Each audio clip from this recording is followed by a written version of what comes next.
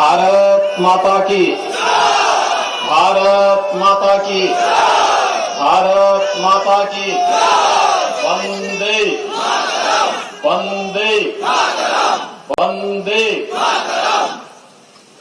আমি বাংলার পবিত্র মাটিকে প্রণাম করেছি, যেখান থেকে गुरुवर रविंद्रनाथ टैगोर, चैतन्य महाप्रभु, नेताजी सुभाष चंद्र बोस, रामकृष्ण परमहंस, स्वामी विवेकानंद एवं और अनेक महान पुरुष बेरिएचेन আমার ভাগ্য যে আমি এই মাটিতে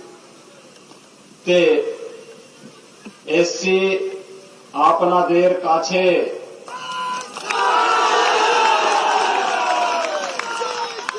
मंच पर उपस्थित भारतीय जनता पार्टी के वरिष्ठ नेता श्रीमान जयप्रकाश मजूमदार जी, जनप्रिय प्रत्याशी श्रीमान विकास कामिला जी,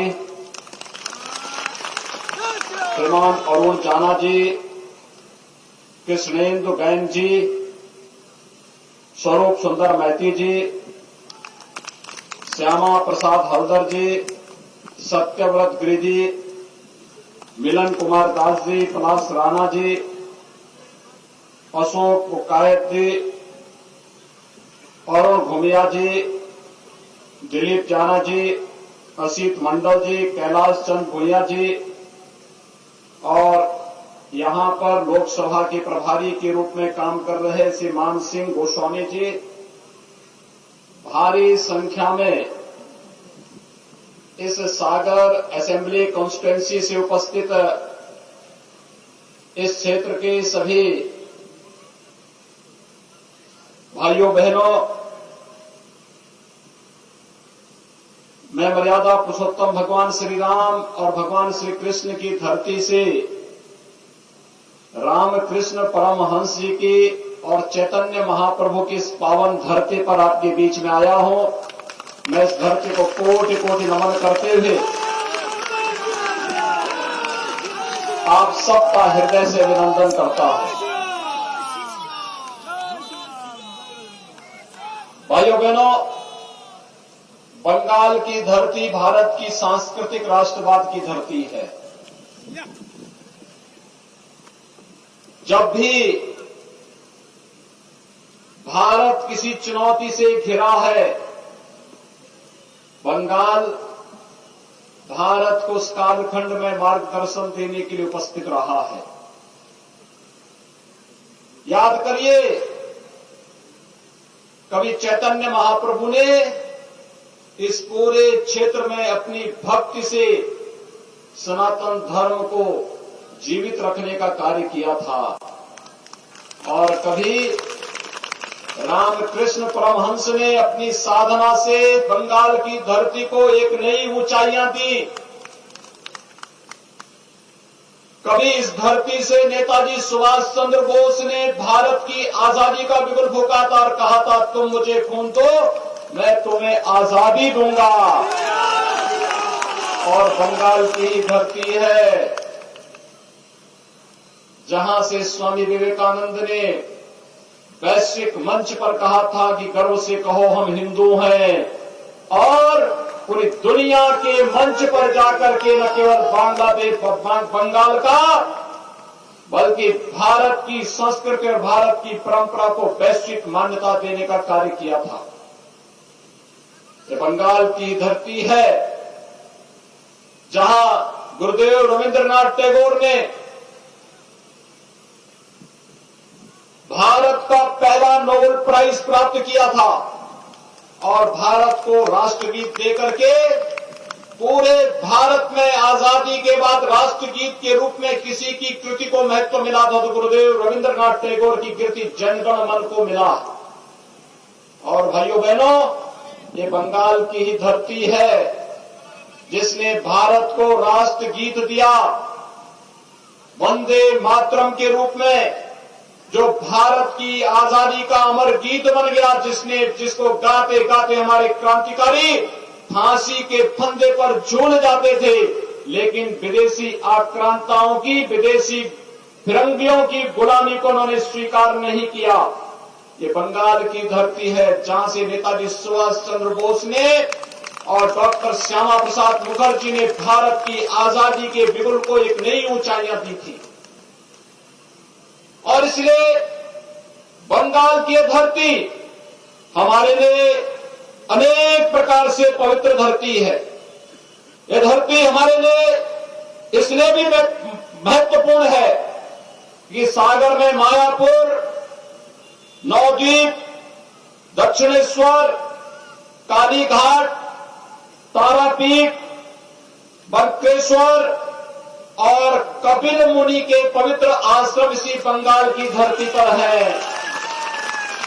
हर भारतवासी जब यहां पर काली बाड़ी की काली माई का दर्शन करने के लिए आता है, अपने को धन्य धन्य महसूस करता है। और आज तो मुझे आपके बीच में आकर के इस चुनावी सभा के माध्यम से बंगाल की इस धरती को प्रणाम करने का एक अवसर प्राप्त हुआ है। मैं इस धरती को कोटि कोटि नमन करते हुए आप सबका हृदय से अभिनंदन करता हूं। भाइयों बहनों, हृदय से अभिनंदन करता हूं।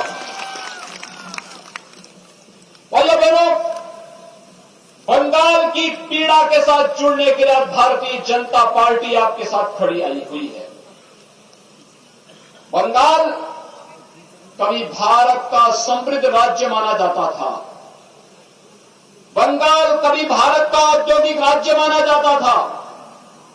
बंगाल की प्रति व्यक्ति आय भारत की प्रति व्यक्ति आय से अधिक थी, लेकिन धीरे धीरे करके पहले कांग्रेस ने, फिर कम्युनिस्टों ने और फिर आज टीएमसी ने बंगाल के उद्योगों को नष्ट करके यहां के नौजवानों को बेरोजगार कर दिया।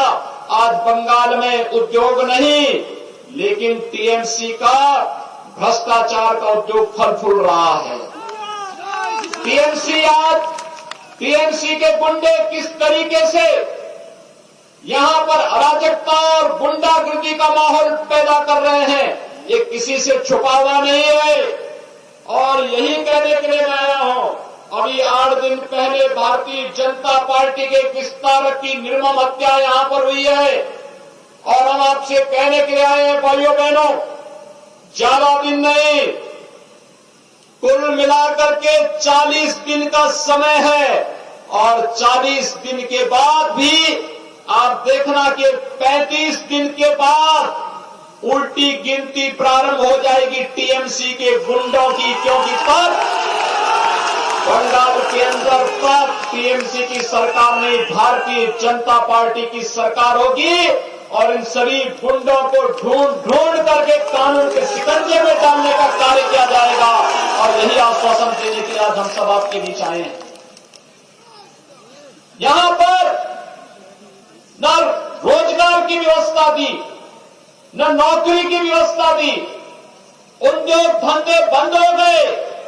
टीएमसी के गुंडे तोलाबाजी करके विकास के लिए आने वाले पैसे को जबरन हड़पने का काम करते हैं और यहां की जनता विकास के नाम पर देखती रह जाती है।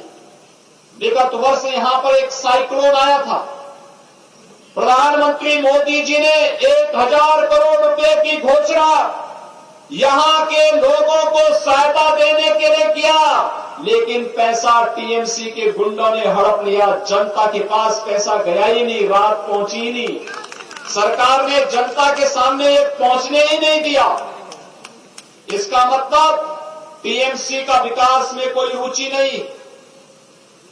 ममता दीदी पिछले 10 वर्षों से मुख्यमंत्री है और भाइयों बहनों, मुख्यमंत्री के रूप में 10 वर्षों में उन्होंने बंगाल के अंदर कितने लोगों को मकान दिया है, प्रधानमंत्री आवास कितने लोगों को दिया है, ये पूछा जाना चाहिए। अकेले उत्तर प्रदेश में 4 वर्ष में भारतीय जनता पार्टी की सरकार ने 40 लाख गरीबों को एक एक आवास यूपी के अंदर दिया है। 1,38,00,000 गरीब परिवारों को निःशुल्क विद्युत के कनेक्शन दिए हैं। 1,35,00,000 गरीब परिवारों को रसोई गैस का निःशुल्क कनेक्शन दिया है। 2,61,00,000 गरीब परिवारों को एक एक शौचालय उपलब्ध कराया है। 6 करोड़ लोगों को आयुष्मान भारत में 5 लाख रुपए की स्वास्थ्य बीमा का, आरोग्यता का बीमा कवर उपलब्ध करवाया है। और भाइयों बहनों, 2,42,00,000 किसान परिवारों को 6,000 रुपए सालाना प्रधानमंत्री किसान सम्मान निधि देने का काम किया है। मैं पूछना चाहता हूं ममता दीदी से, आखिर ये लाभ बंगाल की जनता को क्यों नहीं मिल पा रहा है? अगर उत्तर प्रदेश की जनता को ये लाभ मिल पा रहा है तो फिर बंगाल की जनता को ये लाभ क्यों नहीं मिल पा रहा है? कारण साफ है, टीएमसी की सरकार का लोक कल्याण में, जन कल्याण में, जनता के हितों पर कोई ध्यान नहीं है। ममता दीदी इस पे कोई रुचि नहीं लेती, उनका विकास में कोई रुचि नहीं। न हाईवे, न रेलवे, न एयरपोर्ट, न एम्स, न मेडिकल कॉलेज, ये कुछ भी दीदी नहीं बनने देगी यहां। क्योंकि दीदी को तो एक ही काम करना है। अब तो दीदी इस भगवे कपड़े से भी घबराने लग गई है। ममता दीदी को मालूम होना चाहिए ये भगवा भारतीय संस्कृति का प्रतीक है। आप सामने देख रहे होंगे भवन, और सामने एक और भवन, ये भी भगवे रंग से रंगे हुए हैं। ये भारतीय परंपरा की प्रतीक है। यही भगवा था जिसे लेकर के चैतन्य महाप्रभु भक्ति का गीत गा करके गली गली में जाकर के भक्ति का संदेश देकर के व्यापक जन जागरूक करके उस कालखंड में बंगाल को बचाने का काम किए थे। यही भगवा था जिस भगवे को पहन करके स्वामी विवेकानंद ने वैश्विक मंच पर जाकर के कहा था, गर्व से कहो हम हिंदू हैं, और हिंदू धर्म और संस्कृति की अलग दुनिया के अंदर बताने का काम किया था। यही भगवा है।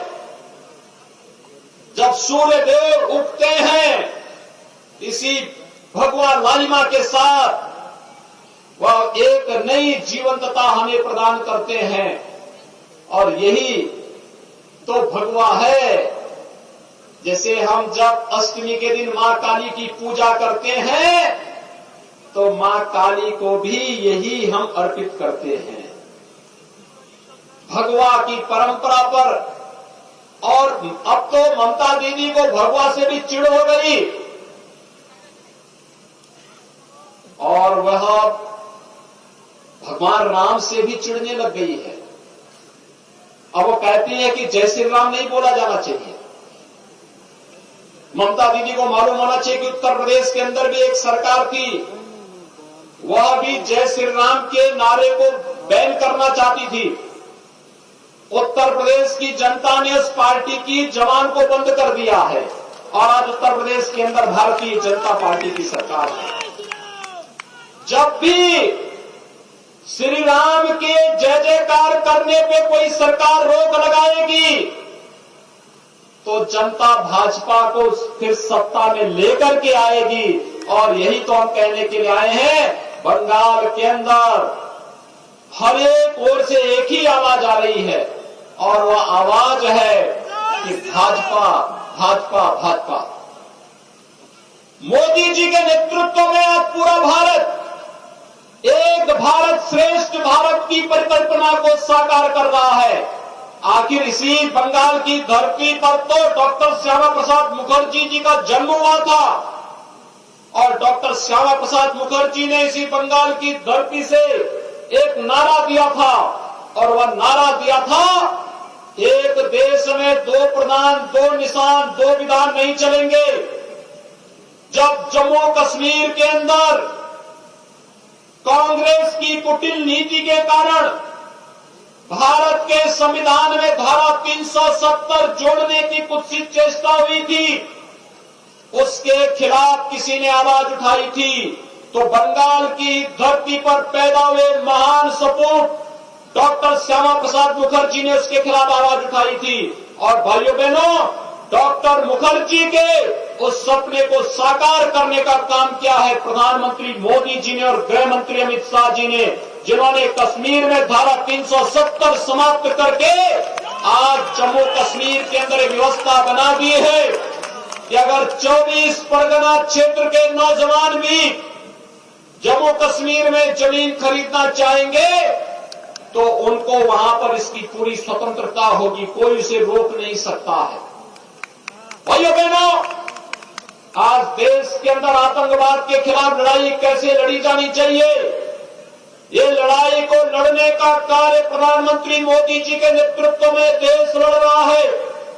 पाकिस्तान भारत के अंदर घुस करके पहले आतंकी घटनाओं को अंजाम देता था, लेकिन आज जब भारत के बहादुर जवान पाकिस्तान के अंदर घुस करके सर्जिकल स्ट्राइक को अंजाम देते हैं, आतंकी कैंपों को नष्ट करते हैं, तो पाकिस्तान की भी झिग्गी बन जाती है। पाकिस्तान भी आज वहां पर अब स्वयं बचाव की मुद्रा में खड़ा होता है और यह कार्य करके दिखाया है भारतीय जनता पार्टी की मोदी जी के नेतृत्व की सरकार ने। जब दोनों सरकारें एक होती हैं, केंद्र की सरकार और प्रदेश की सरकार, तो डबल इंजन का काम करती है। डबल इंजन, ये डबल इंजन, केंद्र में मोदी जी और बंगाल में भी बीजेपी, ये जब दोनों एक साथ चलेंगे तो बंगाल के अंदर विकास चलेगा, नौजवानों को रोजगार और नौकरी मिलेगी, किसानों को किसान सम्मान निधि मिलेगा, माताओं और बहनों को भी सम्मान मिलेगा, मकान मिलेगा, आवास मिलेगा, जन सुविधाओं का लाभ मिलेगा, गरीबों को राशन मिलेगा, मछुआरों को प्रधानमंत्री किसान सम्मान निधि की तर्ज पर एक सम्मान निधि देने का कार्य होगा और सागर के तटवर्ती क्षेत्रों में रहने वाले लोगों को उनकी बुनियादी सुविधाओं का लाभ मिलकर के उनकी आजीविका को सुरक्षित करने का कार्य होगा। और यही तो भारतीय जनता पार्टी आप सबसे कहने के लिए आई है। ये ममता दीदी नहीं करेगी। लोक कल्याण में, जन कल्याण में, विकास में उनकी रुचि नहीं है। वो तो अब भाई भतीजेवाद में पड़ गई है और भाई भतीजेवाद के कारण अब ममता दीदी का विकास में कोई रुचि भी नहीं रह गई है। अराजकता का एक नया तांडव पैदा करना चाहती है। 2 वर्ष पहले पंचायत चुनाव में कितनी हिंसा हुई थी बंगाल के अंदर, लोगों को नामांकन तक नहीं करने दिया गया था। लेकिन आज मैं आपसे इस बात के लिए आश्वासन देने के लिए आया हूं, भाइयों बहनों, आप भारतीय जनता पार्टी का समर्थन करिए। भारतीय जनता पार्टी आपकी सुख समृद्धि और उज्जवल भविष्य के साथ कदम से कदम मिलाकर के भारतीय जनता पार्टी का कार्यकर्ता आपके साथ मिलकर के कार्य करेगा।